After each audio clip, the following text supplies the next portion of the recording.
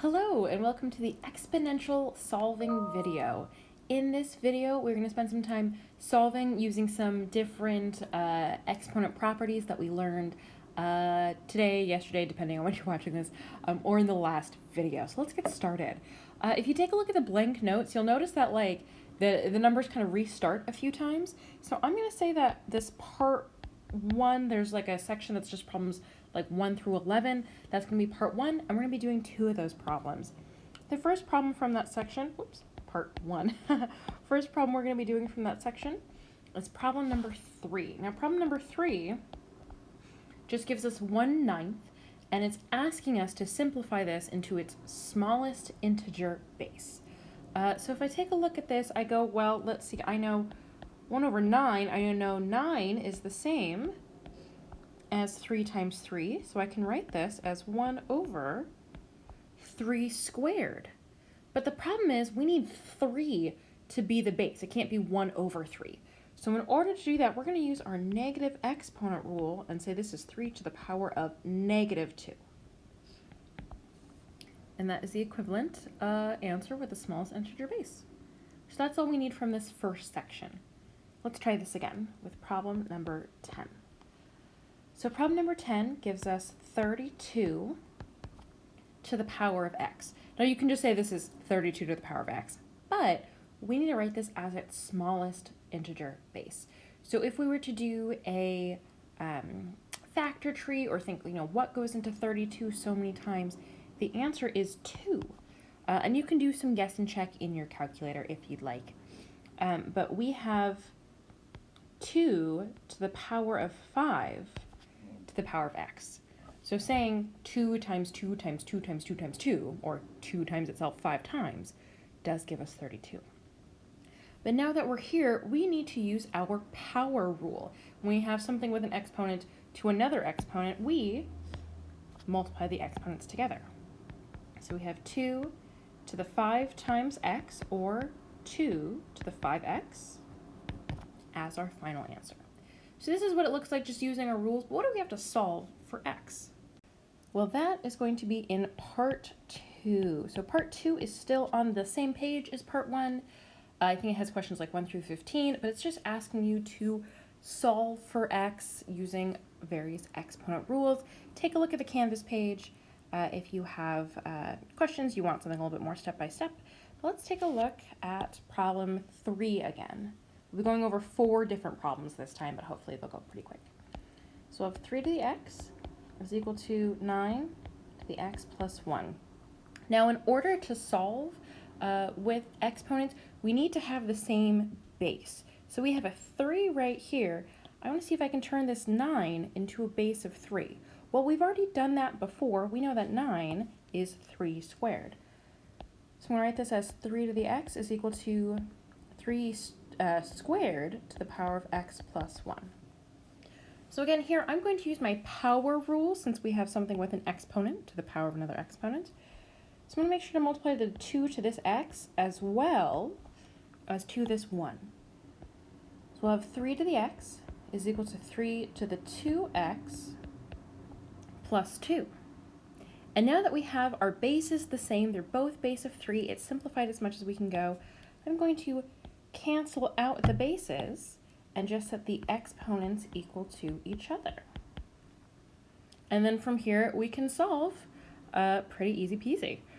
So I'm going to subtract 2x on both sides, get negative x is equal to 2. And I'm going to either divide both sides by -2 multiples, divide both sides by -1 or multiply both sides by -1. You end up with x is equal to -2. And that's your answer. That's all you need to do. So let's try this again. Take a look at problem 8 from this section. We have 1/27 is equal to 3 to the x minus 5. As I'm doing these problems, I'm starting to notice that most of them have a base of 3. That was very unintentional. They will not always have a base of 3.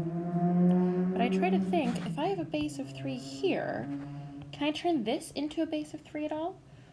Well, I know that 9 is 3 squared, and I can say that 27 is 3 cubed. So this is going to be 1/3 cubed is equal to 3 to the x minus 5. But just like in our previous problems, we don't want 1 over our base, we just want our base. So I'm going to set up my negative exponent rule and say that this is 3 to the negative 3 is equal to 3 to the x minus 5. So using that negative exponent rule, very important. But now that we have the same bases here, we can cancel those out and just let the exponents equal to each other. So if negative 3 is equal to x minus 5, I'm going to add 5 to both sides. I get x is equal to 2. There you go. So what if we have something a little bit more complicated? So what if our exponents are not whole numbers? What if there's not an x in the exponent? What do we do then? Well, this is looking at problems 12 and 15 from this section. So let's keep moving on. So problem 12 is 3, again, I'm sorry, I did not realize I kept choosing a base of 3. 3 is equal to the cube root of 9 minus 3a. So if we have something like this with a cube root, well, I know that if we have a square root, we would square both sides. Well, in this case, since we have a cube root, we want to cube both sides. So I'm going to take this side and cube it. Now, this cube root can also be written as a fractional exponent, and I'll show you that in just a moment. But cube root, square root, but if I do it to one side, I've got to do it to the other.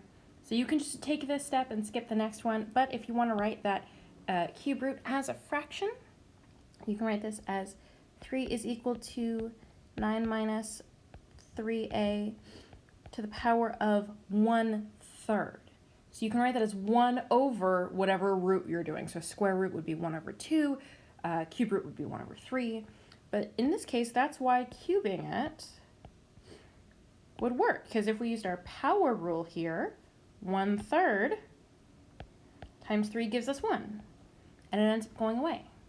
But again, what we do to one side, we have to do to the other. So if you just want to start here, that's okay. If you want to take the extra step and write the cube root as a power of 1/3, you can do that.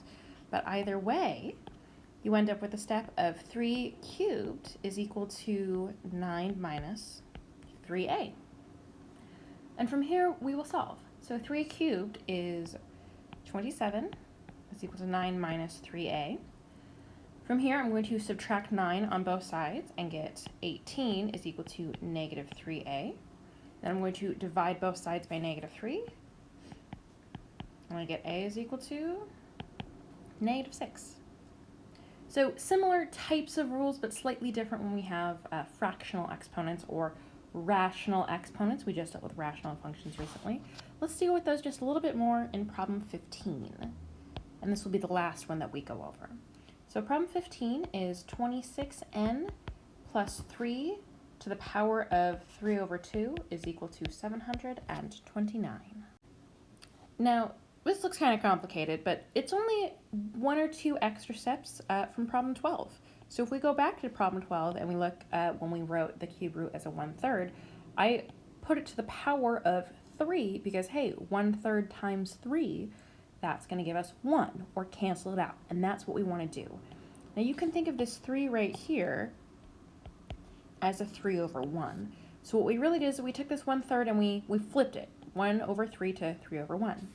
Well, we're going to do the exact same thing here. So we're going to do 3 over 2 and flip that so that we'll have 2 over 3. Now, if we do that to one side, we've got to do that to the other. So on my left side here, 3/2, multiply that to 2/3, that becomes 1. So on our left side, we just have 26n plus 3.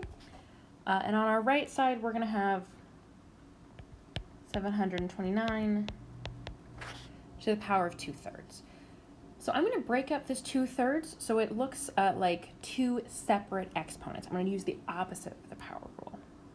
So we're going to have 26n plus 3 is equal to 729.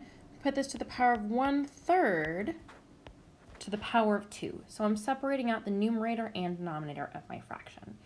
You can do 729 squared to the power of 2/3, but 729 squared is a really big number, so I want to deal with the smaller number first. If I was to take 729 to the power of 1/3 and plug that into my calculator, or find the cube root, we know that's the same thing, you're just going to get 9. So we'll have 26n plus 3 is equal to 9, and then we'll still have that squared on the outside. So we'll have 9 squared, which is 81. So 26n plus 3 is equal to 81. We're going to subtract 3 on both sides and get 26n is equal to 78. And then when we divide both sides by 26, we'll get n is equal to 3. So again, hopefully not too many steps.